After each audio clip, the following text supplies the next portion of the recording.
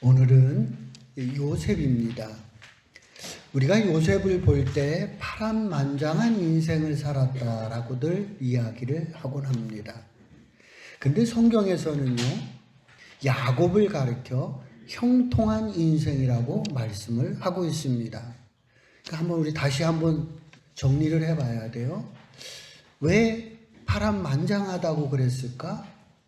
아니면 형통한 삶이 맞는 건가?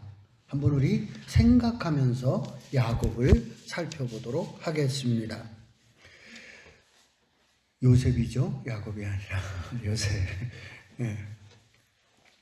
요셉은 이제 파란만장하다고 그러는데요. 이게 파란만장이 파도가 만장의 높이라고 하는 거거든요. 그러니까 고대 사회에서도 쓰나미가 있었던 거죠. 파도가 만장의 높이로 되는 일들이 지금 현대 사회에만 일어났었던 것이 아니고요. 고대 사회에서도 있었던 일이에요. 그래서 그러한 일들이 벌어졌을 때, 쓰나미가 몰려올 때 사람은 사실 아무것도 할 수가 없잖아요. 그런 것처럼 그의 인생이 자기의 힘으로 어찌할 수 없는 인생을 산 사람, 그 사람을 파란만장한 인생을 살았다. 요셉의 인생이 그랬다라고 보고 있습니다. 요셉은요, 12명의 아들 중에 11번째 아들로 태어났습니다. 엄마가 막내를 낳다가 죽었잖아요. 그래서 이제 엄마 없이 이제 자라서인지는 몰라도 아버지의 사랑을 받게 됩니다. 근데 그 이제 아버지의 사랑을 받는 것이 형들에겐 그렇게 미웠어요. 미운 털이 박혔어요.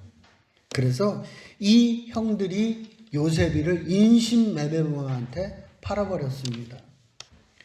그러죠? 해도 좀 너무 지나쳤죠? 동생을 갖다가 인신매매범에게 팔리는. 정말 요셉에게 있어서는 정말 이 충격이 결코 사라지지 않을 인생의 가장 큰 충격적인 사건을 경험하게 됩니다. 사실 보면은요, 가족에게서 상처를 받을 때가 많습니다. 가까운 가족에게 큰 상처를 받는 일이 많습니다. 이것은 요셉에게만 일어나는 일들이 아니라는 거예요. 여러분들 우리의 가정에서 이런 일이 발생되지 않도록 우리가 여러분들이 조심해야 한다 하는 뜻일 수도 있습니다. 요셉은 이제 애굽의 바로의 친위 대장인 보디발에게 팔려가는데요. 이 주인집으로부터 인정을 받게 됩니다. 주인으로부터 인정을 받아서 청지기가 되는데요. 노예가 청지기가 되는 아주 출세를 하게 됐습니다.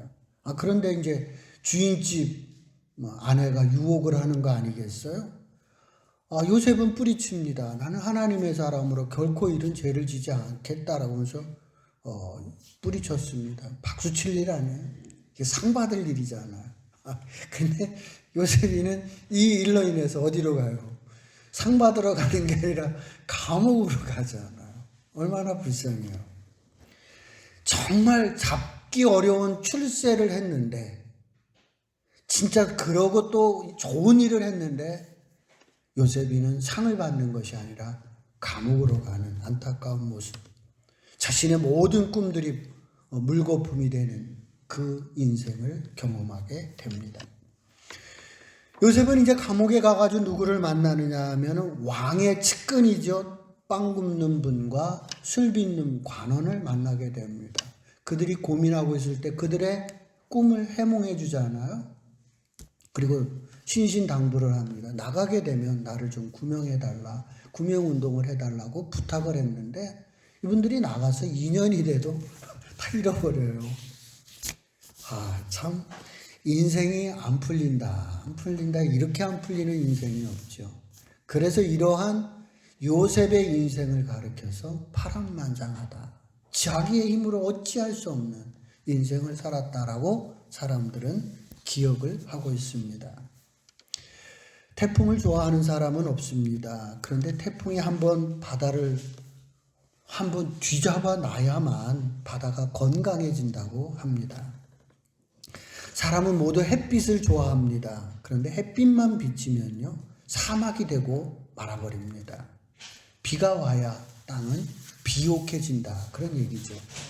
인생도 마찬가지입니다. 햇빛과 비가 교차가 되어야 합니다. 그래야 인생이 풍성해집니다. 훗날 요셉이 총리가 되잖아요. 그리고 형들을 용서해 주는 것을 보게 됩니다. 만약에 요셉이 온실 속에서만 자란 인생이었다고 하면 결코 형들을 용서할 수 없습니다. 정말 애지중지 큰 사람은 결코 나에게 이런 해코지를 한 사람을 용서하지 못합니다. 그런데 이 요셉은 파란만장한 인생을 살았습니다. 산전수전을 다 겪었습니다. 그래서 살아보니까 이것이 그럴 수도 있구나. 이것이 하나님께서 계획한 것입니다. 인생을 해석하는 폭이 훨씬 넓어진 거죠. 자신의 인생을 해석하는 폭이 너무나 넓어져 있는 요셉의 모습을 만나게 됩니다. 우리들 주변에 고난의 길을 걷는 분들이 많이 있습니다. 여러분들이 힘들지만 견디고 이겨내시기를 바랍니다. 그리고 자신의 인생을 멋지게 한번 표현해 보셨으면 좋겠습니다. 요셉의 아버지 야곱이 그렇게 자신의 인생을 평가하지 않아요? 여한이 없는 인생이다. 멋있지 않아요? 내 인생이 여한이 이제 없다. 죽어도 좋다. 얼마나 멋있는 인생이에요? 천상병 시인은 귀천에서 자신의 인생을 소풍이다. 멋있지 않아요? 나는 소풍 왔다 간다. 멋있는 표현을 하고 있는 것을 보게 됩니다. 여러분의 자신의 인생을 평가할 때 아름다운 것으로 평가해 갈 수 있는 그런 폭넓은 인생을 살아가는 제자들이 되시기를 주님의 이름으로 축복을 드립니다. 사람들은 요셉을 파란만장한 주인공으로 기억하는데 하나님께서는 요셉을 형통의 복을 주셨다고 성경은 말씀하고 있습니다. 창세기 39장 1절에서 6절 말씀 교독하도록 하겠습니다. 2절 말씀 봅니다. 형통한 자가 됐다 그러잖아요. 3절에 보세요. 범사에 형통하게 하였다. 그렇게 얘기하겠습니다. 5절에 있는 말씀 볼까요? 여호와의 복이 그의 집과 밭에 있는 모든 소유에 미친지라.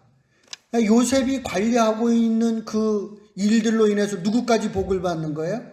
그의 주인인 보디발의 집까지 복을 받는 거예요. 요셉에게서 끝나는 것이 아니라 그의 주인까지 복을 받는 그런 형통의 복이 요셉에게 임했다. 그런 얘기입니다. 23절 보세요. 23절 봅니다. 그를 어떻게 해요? 범사에 형통하게 하셨더라. 그러니까 요셉은 하나님께서 계속 형통의 복을 준 사람이 누구냐? 요셉이다. 성경은 이렇게 말씀하고 있다는 겁니다. 그러면 우리가 이제 요셉을 이런 형통의 관점에서 요셉을 한번 살펴보려고 합니다. 12명의 아들 중 요셉은 아버지로부터 제일 사랑받은 사람입니다. 채색 옷을 입었습니다. 11명의 형과 동생들에겐 미안한 일이지만 요셉에게는 복 중의 복입니다. 아버지로부터 사랑받았잖아요. 사실 아버지로부터 사랑받는 경우가 극히 드뭅니다. 요즘 아이들한테 사랑을 받지 우리 때만 해도, 그죠? 나 때만 해도 예, 아버지는 엄함의 대상이었어요. 혼내는 사람이었어요. 지금 고대 사회잖아. 그런데 아버지로부터 사랑을 받았다는 거예요. 복 받은 거예요. 그러니까 요셉이라고 하는 이 사람을 다른 각도로 보면 요셉은 형통의 복을 받은 사람이다. 복중의 복을 받은 사람이다. 이렇게 볼 수 있다는 겁니다. 두 번째로 가볼까요? 보디발을 만났다고 그랬습니다. 보디발은 누구냐 하면은 친위대장입니다. 그러니까 왕의 뭐예요? 비서실장이에요. 이 제일 중요한 거예요. 비서실장. 그 사람이 누구냐면 보디발입니다. 5절에 보세요. 여호와의 복이 그의 집과 밭에 있는 모든 소유에 미친지라. 지금 보디발의 집에서 이 요셉이가 청지기의 일을 하고 있잖아요. 그런데 이 요셉이가 잘 돼서 어디까지 잘 됐느냐면 그 주인집까지 잘 되게 했다는 거야. 지금 다른 말로 얘기하면 요셉이가 청지기의 일을 잘했다는 거야. 지금 이제 뭐를 배우고 있는 거예요? 경제를 배우고 있는 거예요. 지금 훗날에 총리가 되잖아. 총리가 뭐 하는 사람이에요? 경제 담당 아니겠어요? 지금 이 보디발의 집에서 요셉이가 뭐 배우는 거예요? 조기교육 배우는 거예요. 총리 조기교육을 지금 보디발의 집에서 배우고 있는 것이다. 이렇게 해석할 수 있는 거라는 거죠. 이제 이게 뭐예요? 이제 꽃뱀을 만나잖아요. 보디발의 아내가 어떻게 꽃뱀이 될 줄은 누가 알았겠어요. 꽃뱀을 만났어요. 이 인생이 망가지는 것으로 우리는 생각하지 않아요? 그래서 이제 감옥을 가게 된단 말이죠. 그런데 그 감옥이 형통의 통로였다는 거죠. 그 감옥에서 누구를 만나요? 왕의 최측근 중에 또 한 사람이었던 떡 굽는 사람과 술 맡은 사람이에요. 이 사람들도 아주 측근 중에 측근들이에요. 왜냐하면 고대 사회에서 왕을 시해하는 사람은 누구냐면 음식, 술로서 시해하는 경우가 허다해요. 그랬더니 제일 신뢰하는 사람 중에 한 사람이 반드시 어디에 있느냐면 이 수락관에 있는 거예요. 왕의 정말 신뢰하는 사람 중에 한 사람이 어디에 들어가 있느냐면 수락관에 있는 거예요. 지금 그 왕의 최측근 중에 한 사람이 어디에서 만나느냐? 감옥에서 만나는.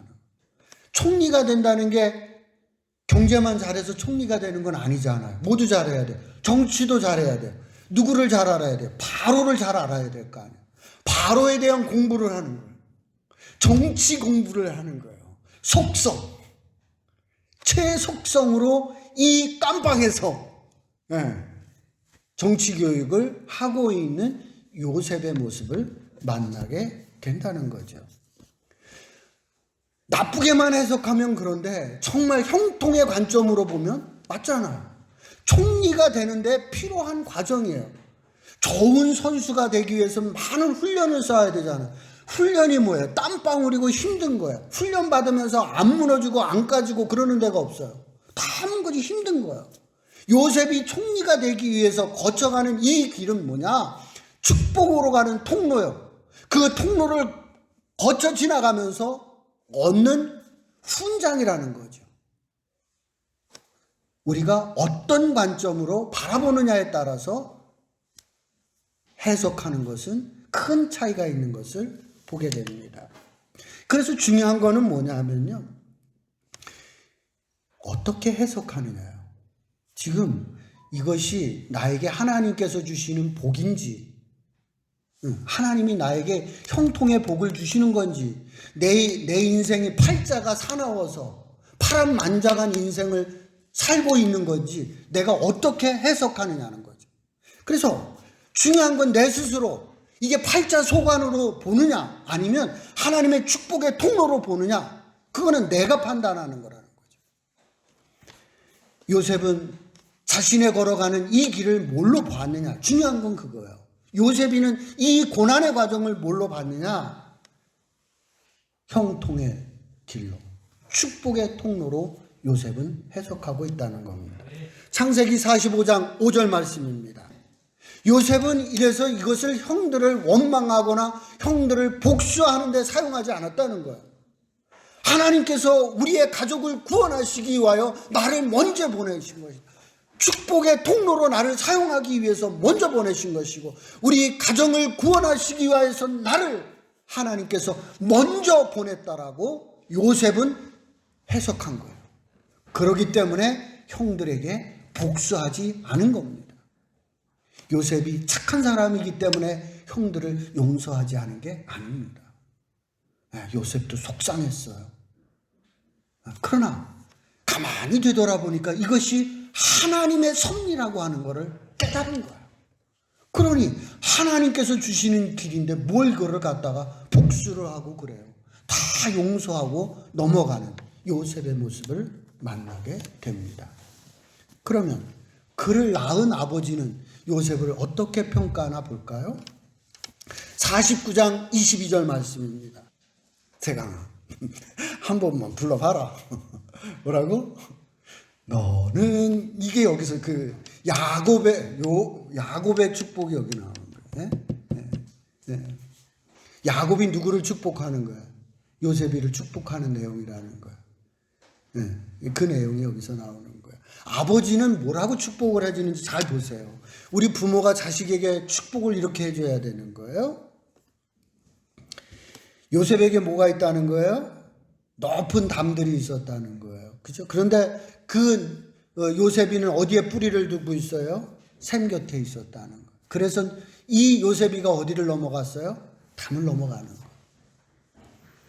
내가 내 앞에 참 험난한 일이 많았지만 내가 하나님이 함께 하심으로 내가 담을 넘었도다. 할렐루야.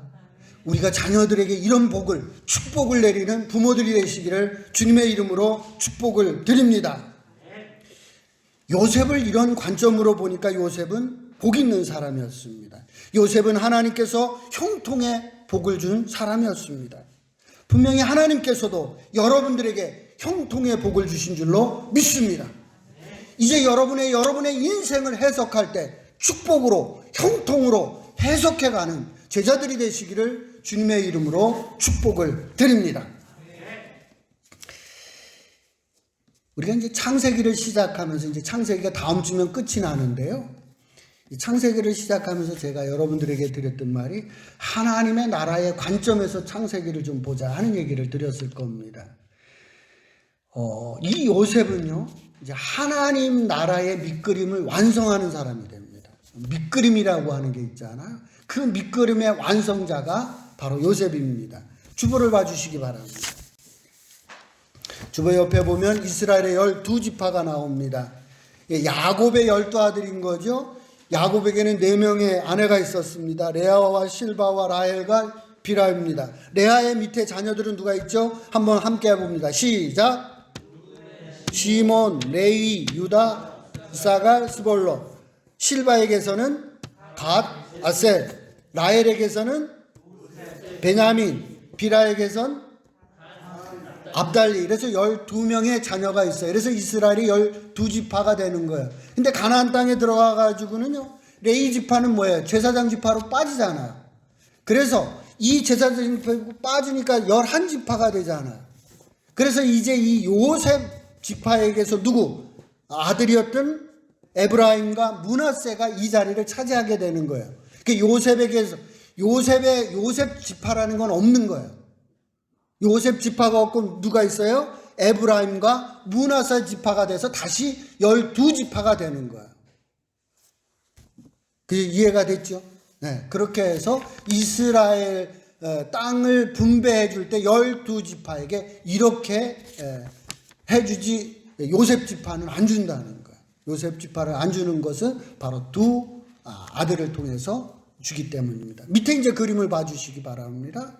하나님 나라의 관점이라고 그래서 성막을 주변으로 누가 있어요? 레위 지파가 있죠. 제사장들이 있어요. 그 옆으로 뭐가 12지파가 있어요. 자, 그렇게 해서 이제 자리를 잡는 거예요. 주권자 되시는 왕이 있어요. 그 옆에 백성들이 있어요. 그래서 어디로 가고 있어요? 이제 이 성막이 가나안 땅으로 가고 있잖아요. 영토로 가고 있잖아요. 지금 그 행렬이 꼭 뭐예요? 왕의 행렬의 모습과 같잖아요. 한 나라라는 거예요. 그래서 이 창세기와 출애굽기의 이 이야기 속에서 하나님 나라의 관점에서 보라는 거예요. 한 나라가 이제 형성되었고 그 나라가 이제 어디로 이동해 가는 거예요? 가나안으로 가면서 나라가 형성되어 가는 것들을 우리가 알 수가 있습니다. 이제 우리의 삶에 한번 여러분들이 적용해 보시기 바랍니다.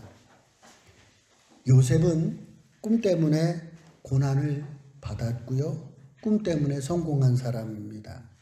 요셉의 꿈은 뭐였느냐면 해와 달과 11별이 자신에게 절하는 꿈이었습니다. 꿈을 해몽하면 이런 거예요. 해와 달은 누구라는 거예요? 부모고요. 별은 형제들을 얘기하는 겁니다. 부모와 형제들이 자기에게 절한다는 거예요. 이 꿈이 길몽인가요? 흉몽인가요? 길몽이에요? 흉몽이에요?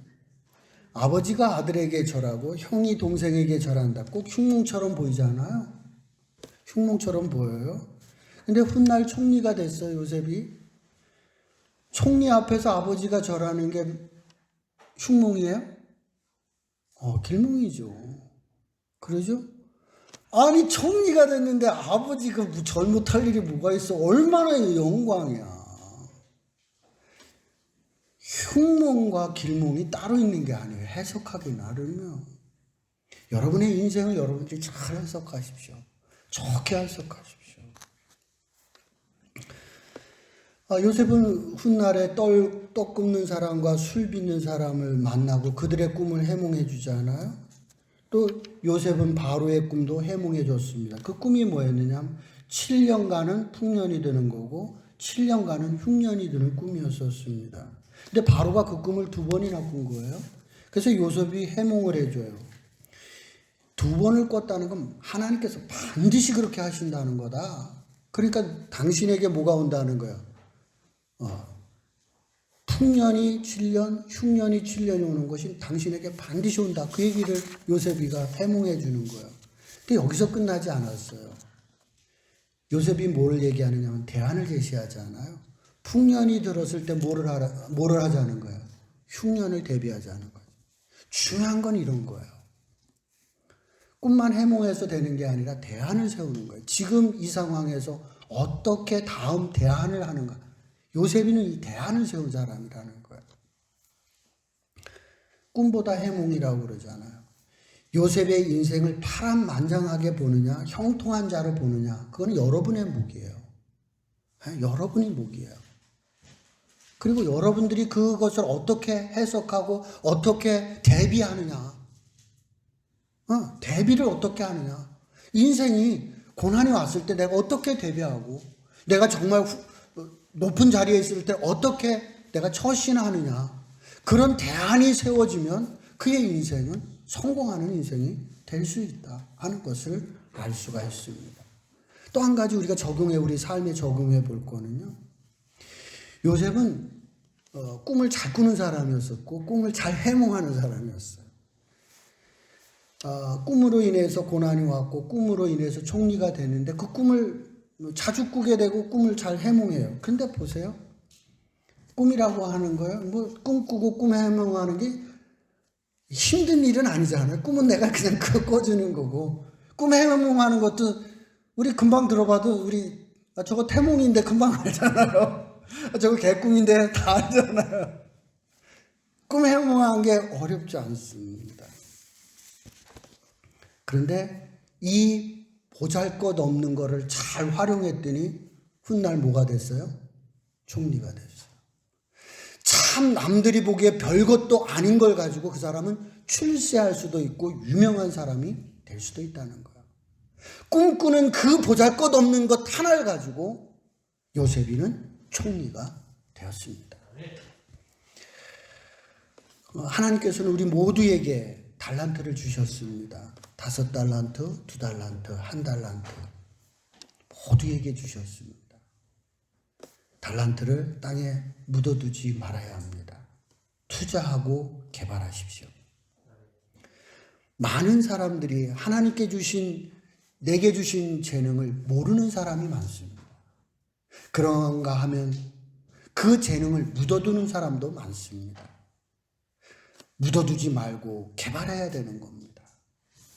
그 묻어두는 사람과 개발하는 사람이 처음에는 별 차이가 안 납니다. 비슷해 보입니다. 묻어두는 거, 개발하는 거 별 차이 없습니다. 그런데 세월이 많이 지나면 하늘과 땅이 되는 거. 하늘과 땅이 되는 거. 목동교회 모든 성도들은 하나님이 주신 재능, 여러분들에게 주셨잖아요. 그게 뭔지 모르면 안 돼요. 찾아야 되고요. 그걸 개발하십시오. 그러면 바로 여러분의 그 인생이 훗날 큰 인물로 행복한 인생으로 여러분들이 변화가 일어나게 될 줄로 믿습니다.